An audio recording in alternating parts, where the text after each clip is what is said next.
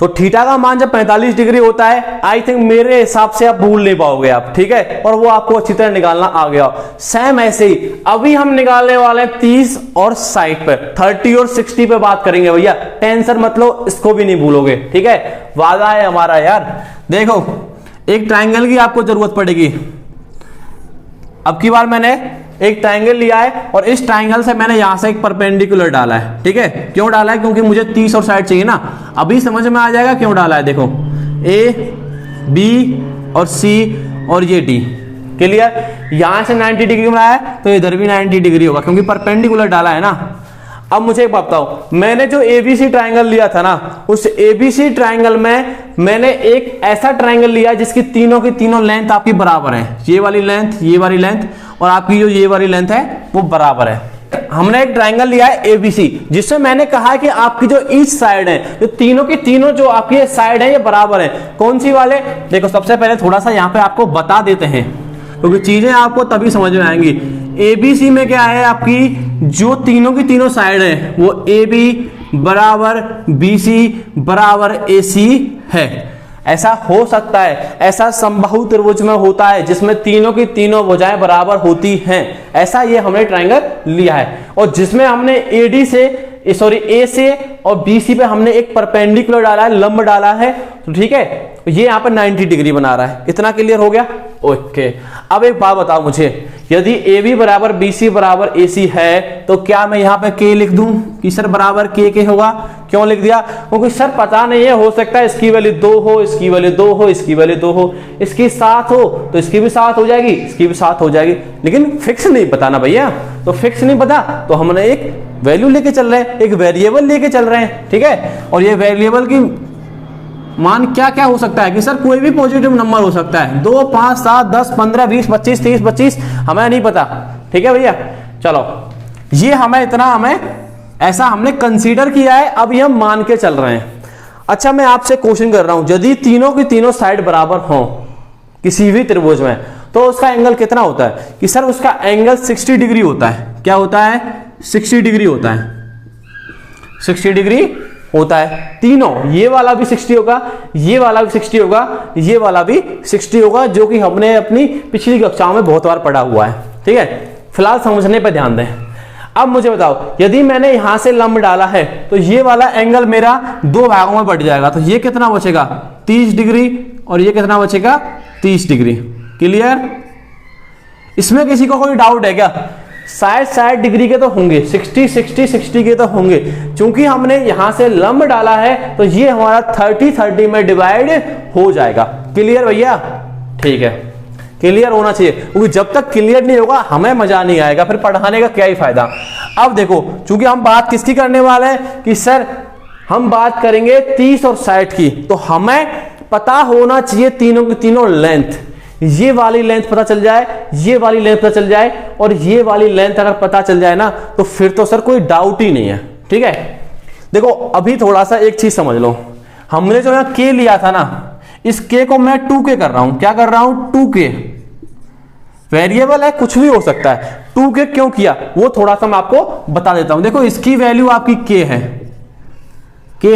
इसकी वैल्यू भी आपकी k है और इसकी वैल्यू भी आपकी पूरी 2k है। 2 लिया है ना, k याद आ रहा है। इसकी वैल्यू भी 2k, इसकी वैल्यू भी 2k, इसकी वैल्यू भी 2k। आप k भी ले सकते हो, ऐसा नहीं है नहीं ले सकते। थोड़ा सा जो कैलकुलेशन है वो थोड़ा सा डिफिकल्ट हो जाएगा और हमें आपको आसान तरीके से बताना है भैया, ठीक है। अब देखो मैंने 2k क्यों लिया?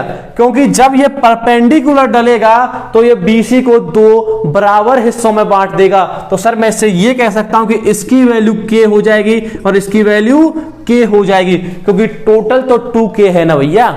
टोटल कितनी की है? 2k, और 2k को एक k में बांट दो। क्लियर?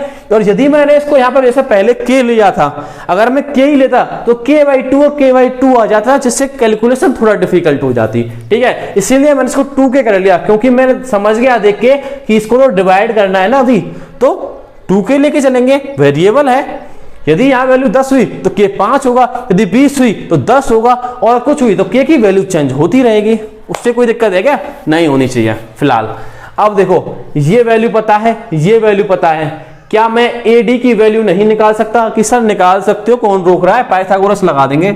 लगाओ ना, फिर बोल क्या रहे हो उतनी देर में तो लगा देनी चाहिए कि सर AD की वैल्यू जो होगी हमारी वो क्या होगी, कि सर वो वैल्यू होने वाली है, मैं डायरेक्ट लगा रहा हूं, ठीक है। इसमें से इसका माइनस कर दो तो सर ये हो जाएगा 4k² और ये हो जाएगा आपका k²। ओ सॉरी ये हो जाएगा आपका k²। इतना भी जल्दी नहीं करना है। तो ये क्या आपका AD। चलो भाई AD क्या निकल के आ गई सर, ये मेरा 3k² हो गया। क्लियर भैया? तो k² में से तो k बाहर आ जाएगा, अंडर रूट में क्या बच गया 3, अंडर रूट में क्या बच गया आपका 3। तो AD की वैल्यू कितनी आ गई सर, इसकी वैल्यू मुझे पता चल गई अब तो k√3।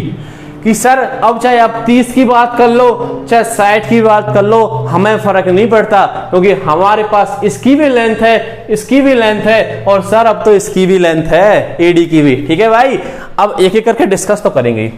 पहले 30 की डिस्कस कर लेते हैं सारे, ठीक है। तो sin 30 की वैल्यू क्या होगी कि सर sin 30 होता है मेरा परपेंडिकुलर बटे हाइपोटेनियस। साइन ही होता है, sin 30 क्या होता है, तो साइन होता है हमारा परपेंडिकुलर बटे हाइपोटेनियस। तो इसके हिसाब से परपेंडिकुलर क्या हो 30, अब यहां पे है, कितनी बार बोला है एंगल के हिसाब से बात किया करो, नजरिए बदल जाता है, एंगल बदल गया तो यहां से यहां पे आ जाओ। ये परपेंडिकुलर के और हाइपोटेनियस तो फिक्स होता है। परपेंडिकुलर मतलब लंब, हाइपोटेनियस मतलब कर्ण, जो कि समकोण त्रिभुज की सबसे बड़ी भुजा होती है। तो मुझे बताओ P की वैल्यू कितनी होगी कि सर परपेंडिकुलर के और सर हमारा हो गया 2k, कितना हो गया 2k। क्लियर? तो ये आपका ये चला गया, क्या आ जाएगा 1/2 आ जाएगा, क्या आ जाएगा आपका 1/2 आ जाएगा। क्लियर? और भैया यही तो आपकी sin 30 की वैल्यू है, क्या है 1/2।